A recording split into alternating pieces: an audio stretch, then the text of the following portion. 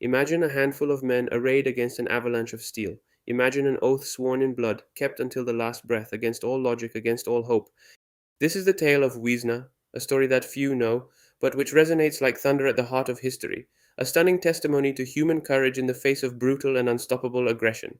It is not just a battle, it is an epic, the dramatic clash between the unwavering determination of a few and the overwhelming power of an entire army.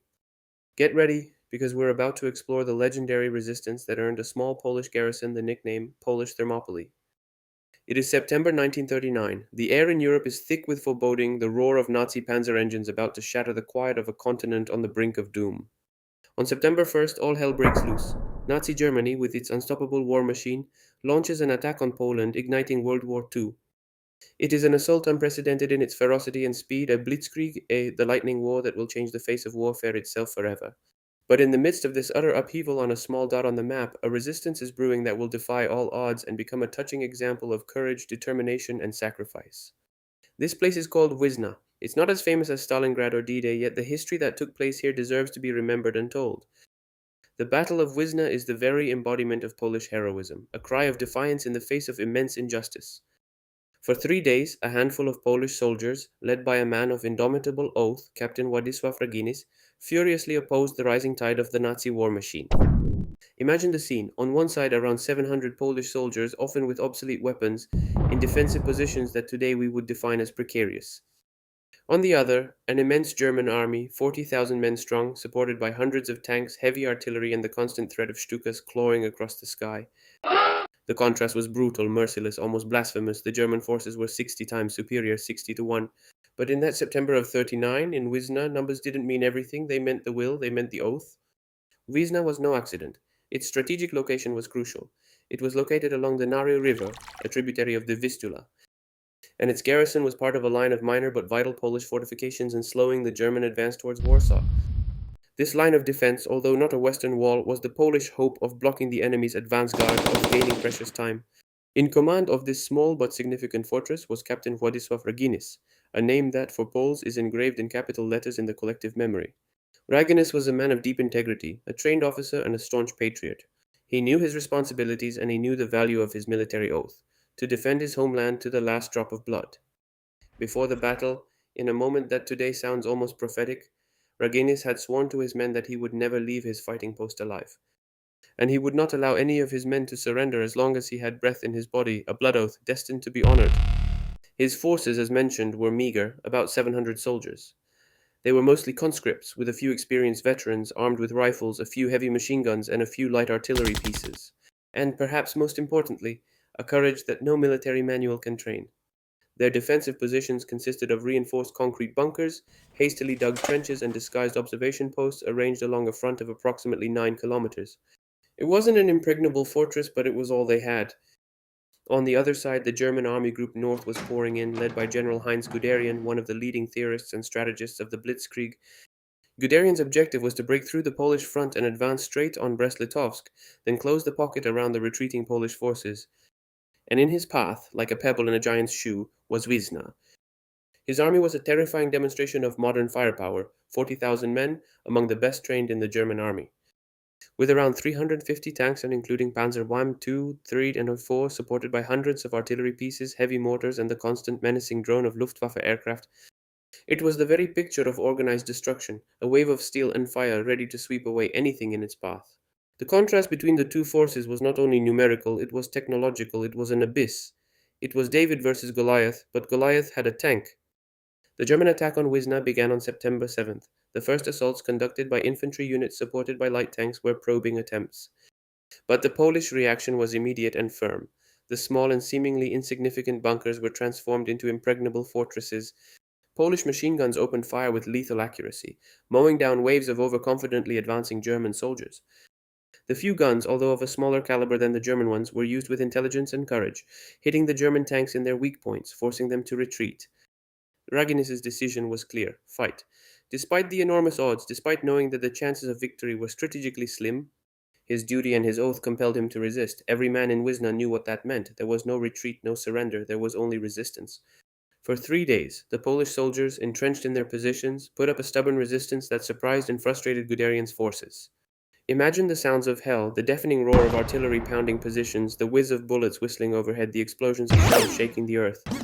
But from that rubble, the Poles returned fire. They used every weapon at their disposal: bolt action rifles, heavy machine guns, hand grenades thrown with the force of desperation, and even bayonets in the rare and brutal hand to hand clashes. Polish tenacity inflicted heavy losses on the enemy. The German tanks, expecting a walkover, were met with concentrated fire. Some remained immobilized, others forced to retreat. The German infantry, accustomed to meeting little resistance, found itself facing soldiers who did not retreat. Guderian himself, a commander renowned for his aggressiveness, was forced to halt his advance, regroup his forces, and replan the attack. Every hour that Wiesna held out was an hour gained for the rest of the Polish army, a crucial delay that allowed other units to reorganize and establish new defensive lines further east. The defenders' morale was boosted by the charisma and determination of Captain Raginis. He visited every position, encouraged his men, gave precise instructions, and above all, he was there with them, in the mud and under fire, a living example of courage. His men knew that he would never abandon them, and this gave them the strength to continue fighting even when the situation seemed hopeless. His presence, his steady voice, were a beacon in the storm. On September 8th and 9th, the German attack intensified, becoming a veritable hell unleashed on Wisna.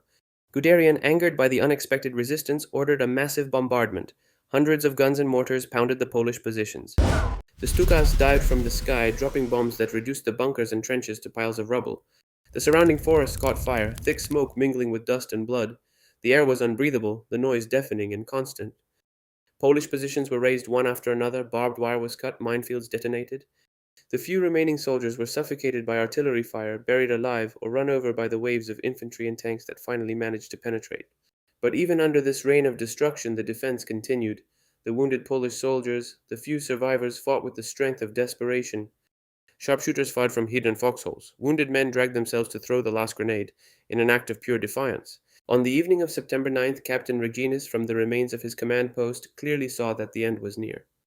His forces had been reduced to a few dozen men, exhausted, wounded, but still determined to fight. Communications were down, ammunition was running low. Most of the bunkers had been captured or destroyed, but his oath and that of his men rang louder than ever. On September 10th, the last bunker still in Polish hands was the one where Raginis was located. Surrounded, under merciless fire, Raginis received a German ultimatum: surrender or die. Guderian himself, it is said, sent an emissary to demand surrender, threatening to kill all Polish prisoners if resistance continued. In that moment of utter desperation, Raginis made a decision that catapulted him into legend. He looked at the few men left with him, their faces covered in dust and sweat, their eyes reflecting the hell they had just been through. He knew that continuing to fight would be a pointless massacre. His men had given everything. They had held out far beyond all expectations, slowing down an entire army for 3 days. They had maintained their honor. In a hoarse voice, leaning over his soldiers, he gave them an order, a soul-rending order, but the final act of a true leader: surrender. I order you to surrender to save your lives. For the survivors, that was the only way out. But for Raginis, there was no way out. He had sworn an oath. He had sworn never to leave his battle post alive, and he kept that promise. As his few men surrendered, in a final and desperate act of sacrifice, Captain Władysław Raginis took his own life. He blew himself up with a grenade, dying as he had promised, a hero, faithful to his blood oath. The roar of the explosion was Wisna's final, thunderous farewell, the culmination of a resistance that had defied the impossible. The silence that followed was deafening. The Germans took the bunker, finding only death and destruction. Guderian, although an enemy, recognized the courage of Raginis and his men. He wrote in his memoirs that the Polish resistance was so tenacious that a massive artillery and air bombardment was needed to break it through, an acknowledgement, albeit reluctant, from the enemy himself. The Battle of Wiesna, while a military defeat, was never a moral defeat. Rather, it became an immortal symbol, a beacon of hope in a dark time. It is a monument to the unwavering human spirit, to the ability to resist oppression even when all hope seems lost. Wisna's story is a hymn to the courage of a handful of men who chose honor and duty above all else against an infinitely superior enemy. The sacrifice of Captain Raginis and his men was not in vain. While they did not stop the invasion, they slowed the German advance, giving other Polish units precious time to reorganize and establish new lines of defense. But above all, they set an example of loyalty, self-sacrifice, and love for one's country that still resonates today. Wisna has become the Polish Thermopylae, a not coincidental comparison with the famous Battle of ancient Greece, where a small contingent of Spartans and allies held off the Persian army. In both cases, the sacrifice of a few served to inspire many, to demonstrate that courage, even in the face of inevitable defeat, can leave an eternal legacy. Today, walking the fields of Wisna means walking on sacred ground. It means remembering men who, despite knowing they could not win, chose to fight with the utmost ferocity and dignity. They demonstrated that not all values can be crushed by brute force. They left a lasting reminder that even in the bitterest defeat, the brightest light of human courage can shine. Wisna's story is a reminder that even in the face of hell, the human soul can remain intact and sacrifice can become legend. If this story of courage touched you, don't forget to watch our next video about the Polish underground resistance.